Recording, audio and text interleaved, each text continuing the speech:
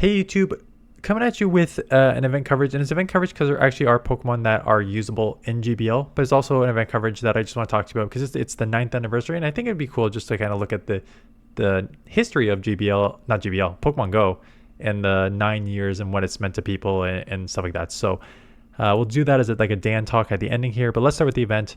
Not only is it Pokemon Go's anniversary, happy birthday Canada, Tuesday, July 1st, Canada Day, 10 a.m. to Sunday, July 6th, at 8 p.m. So you have Ivysaur wearing a party hat, Venusaur wearing a party hat, and Gimmighoul wearing, holding a 9th anniversary coin. And note, they do not come from Golden Lures. I was like, what do you mean they don't come from Golden Lures? I'll explain below, because they do.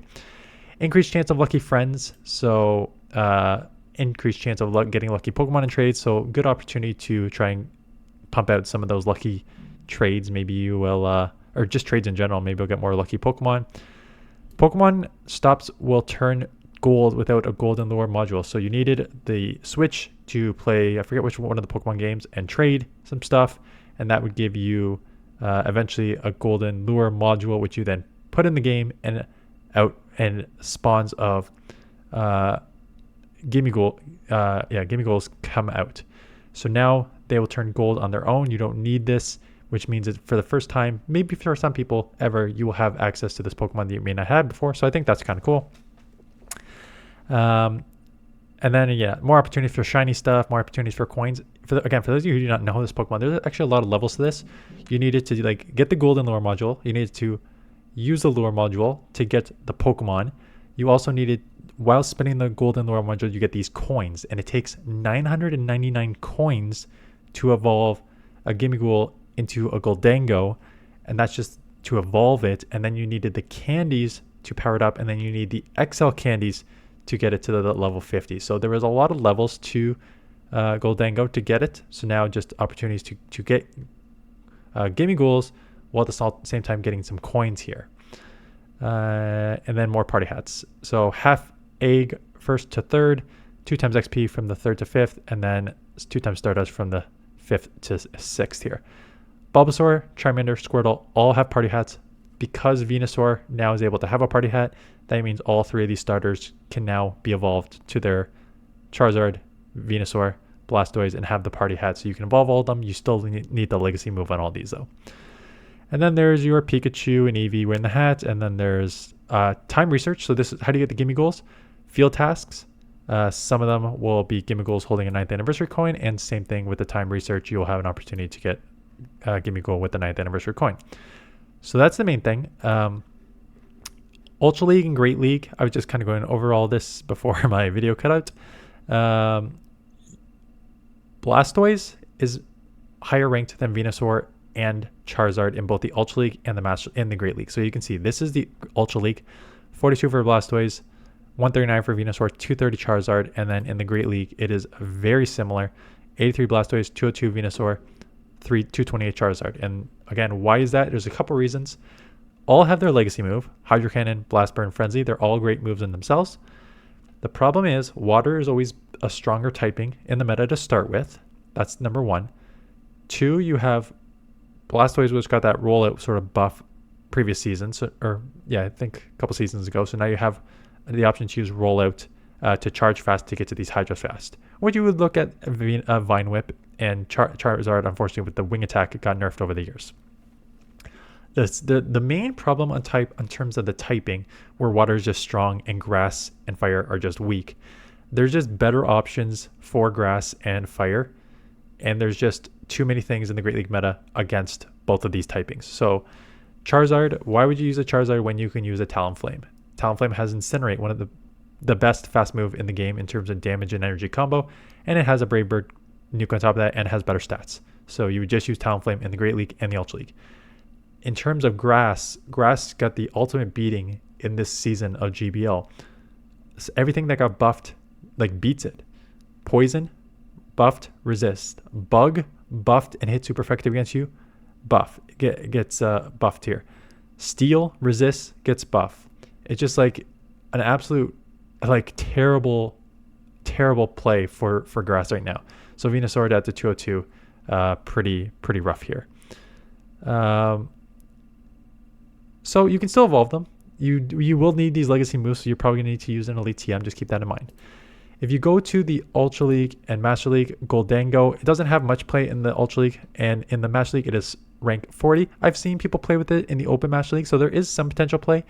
You got Hex, which got buffed over this seasons here. Good, nice energy, doing a little more damage now. And you have two very strong moves, Shadow Ball and Focus Blast. I think it's a little on the glassy side when you especially look at the power creep on like Zacian, which has like a 300 attack and like 10,000, 11,000 overall, right? So the power creep is very real with some of these Pokemon. But look at that. You actually beat Zacian. And it's because you have these two nice moves. You got decent fast charging, Shadow Ball, which goes 15 and 12, or Focus Blast, which is 18. 120, 150, like things pretty bulky in this meta, but these are guaranteed 2 shots at worst, which makes it a usable Pokemon. So now you have the opportunity to at least start chipping away at getting this. Again, doesn't have as much play in the Ultra League. It's available 193, but probably you want to, if you're going to spend 1,000 coins on something, you probably just want to spend it on one that you're going to use for the Master League. So yeah, that is the event itself. Now let's talk 9 years. 9 years is, again, there's other options and avatars and stickers and stuff like that. Not my not my priority. My priority is GBL, and we went over the GBL Pokemon here. But is otherwise a costume event, but some of these Pokemon have play in GBL. Okay, 9 years. And I don't know when people have started playing. First of all, what has happened in 9 years? 2016 is when this game was released. Here's what happened in my lifetime since 2016. 2016, got married. 2017, bought a house. 2018, pregnant with our first kid. 2019, had our first kid. Multiple promotions for jobs in that time. Had a second kid 3 years ago, 3.5 years ago now. I guess 4 years ago. He's coming up on 4. 4 years ago now. Like 9 years is an insane amount of time. Man, I wish I had my freaking body from 9 years ago. Like it is actually crazy if you put it in like the perspective of your life, how long 9 years is. And it's actually crazy to put in the perspective of how long 9 years is to play just one game, right? So when you play these other games, like any of the Pokemon main series games or whatever, you're not really playing them for 9 years. You're kind of beating it. Well, because this has been just such a slow rollout, which has kind of hurt it at times, in my opinion. It's just 9 years is a long time. And I think as much as I've crapped on this game for a variety of times and a variety of reasons, and I think the reasons are legit. I don't, at times, if you've been playing since 2016, I've been playing since 2018. And again, I always talk about these events. Like in 2018, it was exciting to go to a raid. And I worked downtown Ottawa. You did not need to call for a raid during lunch hour. You showed up and there were 30 to 40 people there. And the community was fantastic there. And the Pokemon in the raids were new. And GBL was new. When GBL first came out and we were doing these 30, 40 person raids, there were like 95% of the player base was playing GBL. And we were talking about it during these raids because that's how exciting it was.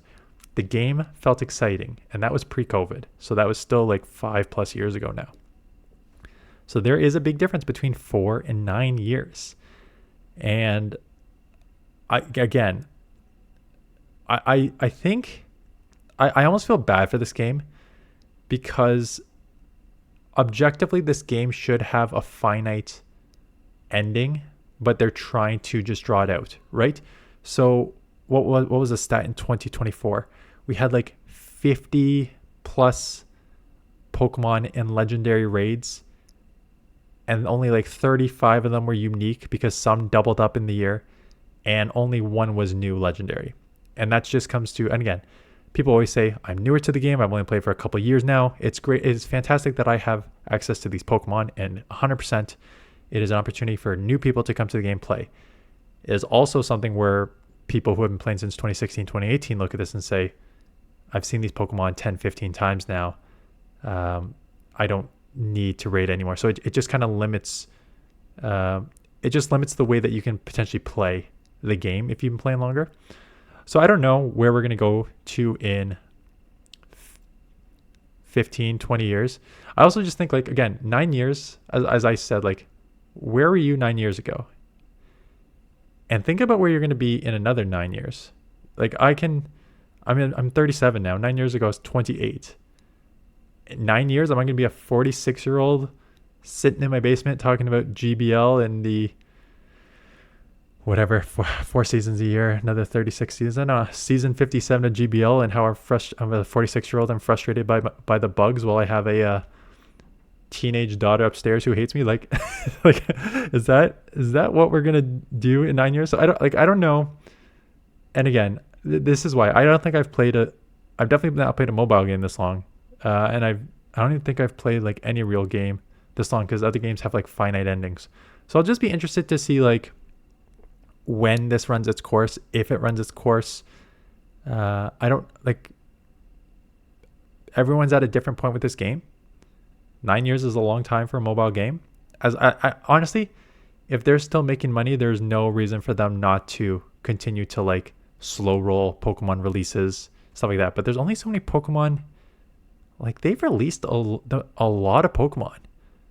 I think from the main series games, except for like the newer versions which are coming out, they've probably released 60 to 80% of the Pokemon already in the main series games here. So again, they can slow roll the rest of them, but there's only so many you can slow roll, right? You're gonna need to release these over the next few years, or else people will truly get too bored with the game. I don't know. It'll be interesting to see. Let me know your thoughts below. Like, one, you can do both. When did you start playing the game? What's your sort of level of playing now in the game? Where you think the game is going? Do you see yourself as having like a finite end, or you're just gonna keep going with it as long as you can? And two, how different is your life now than it was 9 years ago? Because mine's completely different, and I think most people probably would be different in 9 years, and I'm sure 9 years from now will be even more different. But yeah, let me know your thoughts below. Anyways, happy birthday, Pokemon Go. Happy birthday, Canada, because this will be tomorrow. Well, actually, tomorrow will be Canada's birthday. And that is it. So thank you for watching. I hope you had a good GoFest. Also, if you want to drop it how your GoFest went, I did a vlog. Hopefully it worked. Fingers crossed. I did a vlog yesterday. If you want to check that out. I don't do vlogs often. So check that out. Otherwise, thanks for watching. Stay tuned for more GBL content, and I will see you guys in the next one.